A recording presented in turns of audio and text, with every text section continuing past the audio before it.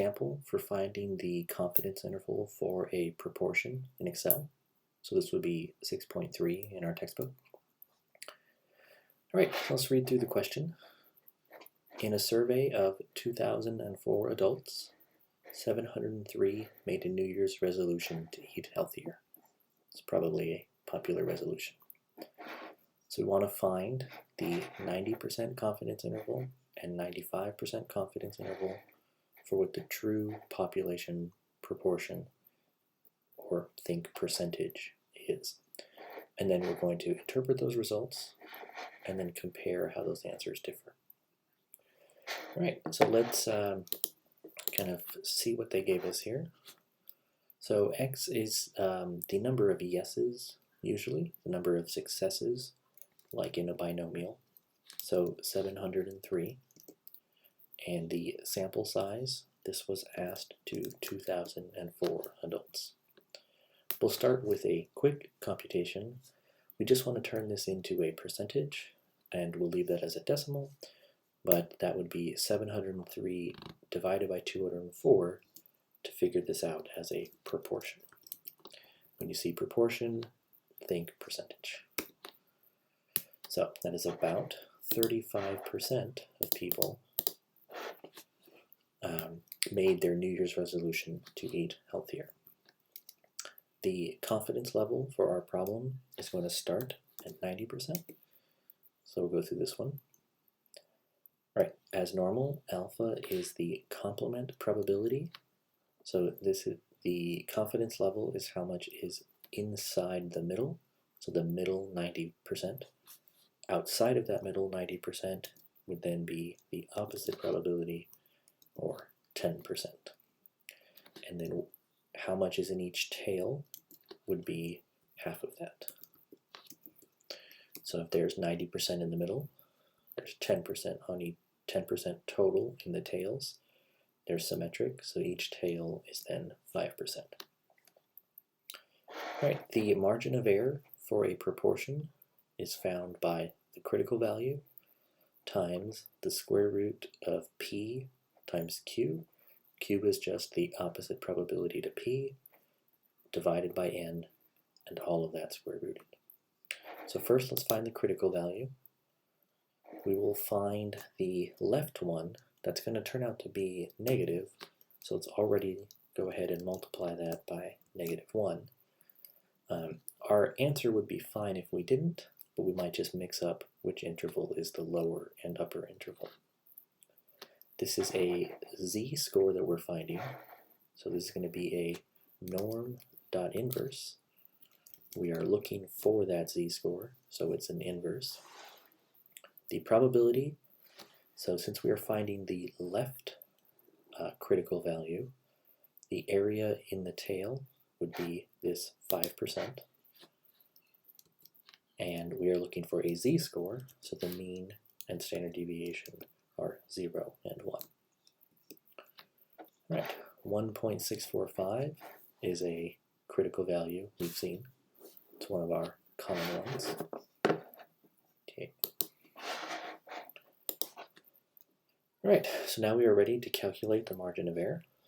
So it's going to be our critical value times the square root of p, and then q is 1 minus p, so we'll do 1 minus p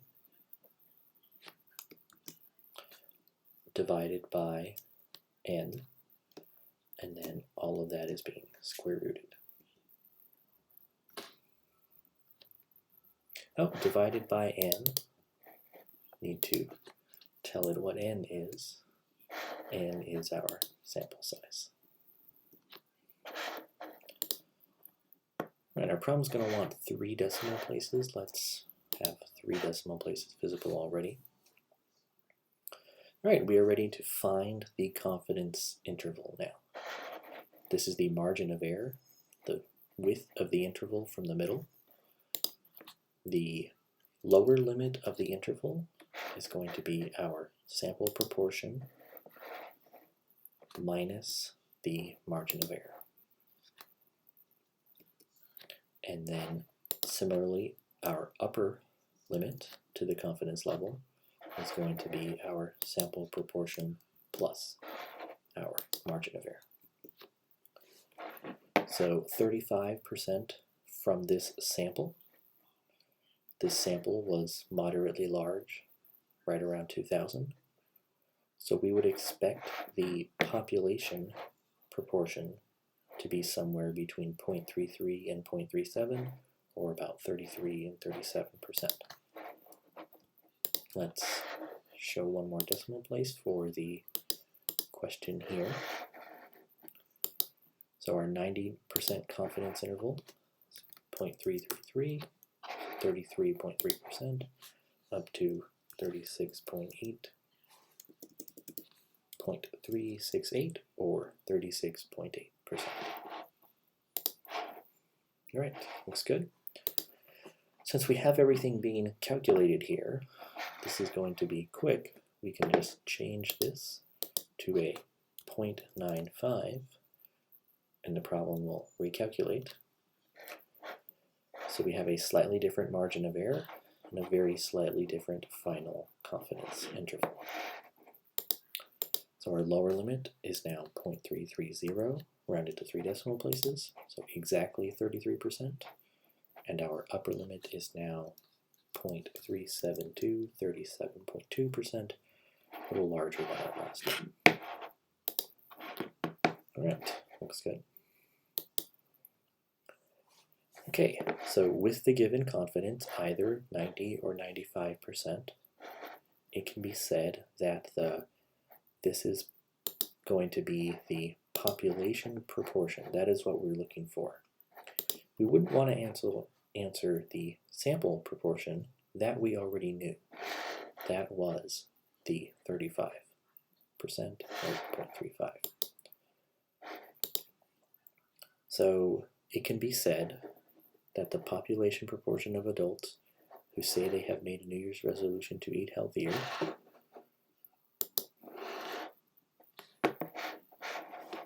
is between the endpoints less, not between, greater than the lower endpoint. So this interval, it's within the interval that we think the population value is, so that would be between the endpoints. Okay, looks good. So which of these intervals was wider? If we plotted these on a number line, which of them would be larger?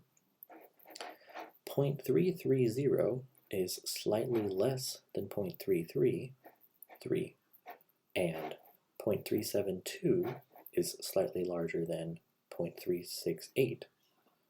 This interval here is slightly larger.